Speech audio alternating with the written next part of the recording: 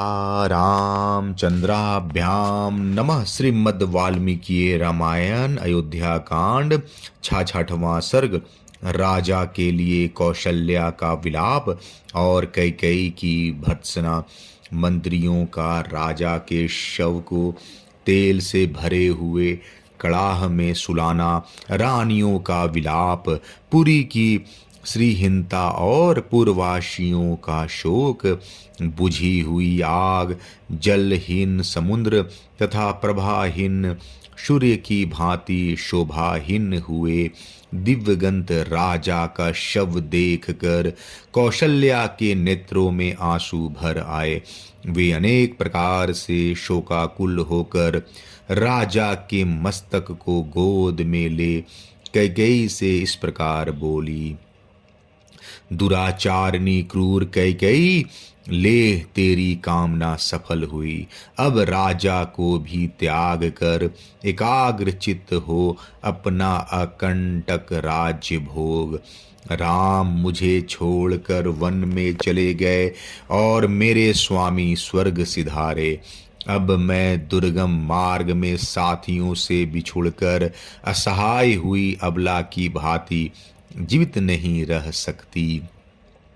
नारी धर्म का त्याग देने वाली कैकेयी के सिवा संसार में दूसरी कौन ऐसी स्त्री होगी जो अपने लिए आराध्य देव स्वरूप पति का परित्याग करके जीना चाहेगी। जैसे कोई धन का लोभी दूसरों को विष खिला देता है और उससे होने वाले हत्या के दोषों पर ध्यान नहीं देता, उसी प्रकार इस कैकेयी ने कुब्जा के कारण रघुवंशियों के इस कुल को नाश कर डाला। कैकेयी ने महाराज को अयोग्य कार्य में लगाकर उनके द्वारा पत्नी सहित श्री राम को वनवास दिलवा दिया। यह समाचार जब राजा जनक सुनेंगे तब मेरे ही समान उनको भी बड़ा कष्ट होगा।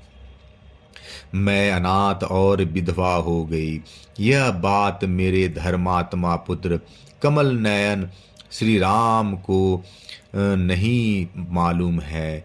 वे तो यहाँ से जीते जी अदृश्य हो गए हैं। पति सेवा रूप मनोहर तप करने वाली विदेह राजकुमारी सीता दुख भोगने के योग्य नहीं है। वह वन में दुख का अनुभव करके उद्विग्न हो उठेगी। रात के समय भयानक शब्द करने वाले पशु पक्षियों की बोली सुनकर भयभीत हो सीता श्री राम की ही शरण लेगी, उन्हीं की गोद में जाकर छिपेगी। जो बूढ़े हो गए हैं, कन्याएं मात्र ही जिनकी संतति है, वे राजा जनक भी सीता की ही बारंबार चिंता करते हुए शोक में डूबकर अवश्य ही अपने प्राणों का परित्याग कर देंगे। मैं भी आज ही मृत्यु का वरण करूंगी। एक पतिव्रता की भांति पति के शरीर का आलिंगन करके चिता की आग में प्रवेश कर जाऊंगी। पति के शरीर को हृदय से लगाकर अत्यंत दुख से आर्त हो करुण विलाप करती हुई तपस्विनी कौशल्या को राजकाज देखने वाले मंत्रियों ने दूसरी स्त्रियों द्वारा वहां से हटवा दिया।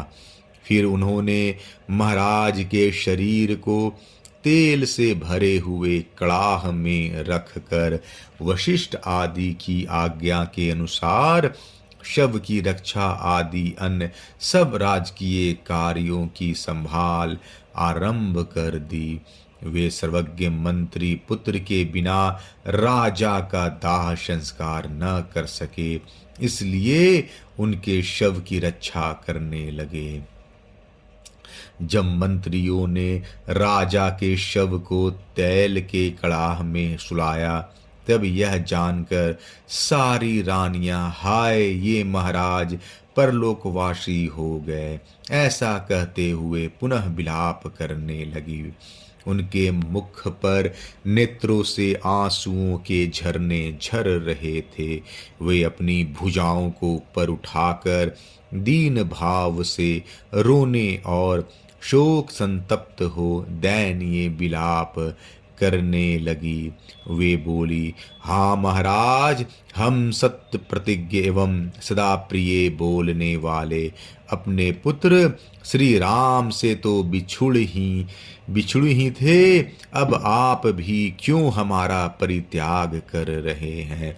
श्री राम से बिछुड़कर हम सब विधवाएं इस दुष्ट विचार वाली सौत कैकेयी के समीप कैसे रहेंगी, जो हमारे और आपके भी रक्षक और प्रभु थे। वे मनस्वी श्री रामचंद्र राजलक्ष्मी को छोड़कर वन चले गए। वीरवर श्री राम और आपके भी न रहने से हमारे ऊपर बड़ा भारी संकट आ गया, जिससे हम मोहित हो रहे हैं। अब सौत कैकेयी के द्वारा तिरस्कृत हो हम यहाँ कैसे रह सकेंगी, जिसने राजा का तथा सीता सहित श्री राम और महाबली लक्ष्मण का भी परित्याग कर दिया, वह दूसरे किसका त्याग नहीं करेगी। रघुकुल नरेश दशरथ की वे सुंदर रानियां महान शोक से ग्रस्त हो आंसू बहाती हुई नाना प्रकार की चेष्टाएं और विलाप कर रही थी। उसका आनंद लुट गया था। महामना राजा दशरथ से हीन हुई वह अयोध्यापुरी नक्षत्रहीन रात्रि और पति विहीना नारी की भांति श्रीहीन हो गई थी। नगर के सभी मनुष्य आंसू बहा रहे थे। कुलवती स्त्रियां हाहाकार कर रही थी। चौराहे तथा घरों के द्वार सूने दिखाई देते थे। वहां झाड़ बुहार लिपने पोतने तथा बलि अर्पण करने आदि की क्रियाएं नहीं होती थी। इस प्रकार वह पुरी पहले की भांति शोभा नहीं पाती थी। राजा दशरथ शोकवश स्वर्ग सिधारे और उनकी रानियां शोक से ही भूतल पर लौटती रही। इस शोक की सहसा सूर्य की किरणों का प्रचार बंद हो गया और सूर्य देव अस्त हो गए। तत्पश्चात अंधकार का प्रचार करती हुई रात्रि उपस्थित हुई। वहां पधारे हुए शुहदों ने किसी भी पुत्र के बिना राजा का दाह संस्कार होना नहीं पसंद किया। अब राजा का दर्शन अचिंत्य हो गया। यह सोचते हुए उन सब ने उस तैलपूर्ण कड़ाह में उनके शव को सुरक्षित रख दिया। सूर्य के बिना प्रवाहीन आकाश तथा नक्षत्रों के बिना शोभाहीन रात्रि की भांति अयोध्यापुरी महात्मा राजा दशरथ से रहित हो श्रीहीन प्रतीत होती थी। उसकी सड़कों और चौराहों पर आंसुओं से अवरुद्ध कंठ वाले मनुष्यों की भीड़ एकत्र हो गई थी। झुंड के झुंड स्त्री और पुरुष एक साथ खड़े होकर माता कैकेयी की निंदा करने लगे। उस समय महाराज की मृत्यु से अयोध्यापुरी में रहने वाले सभी लोग शोकाकुल हो रहे थे। कोई भी शांति नहीं पाता था।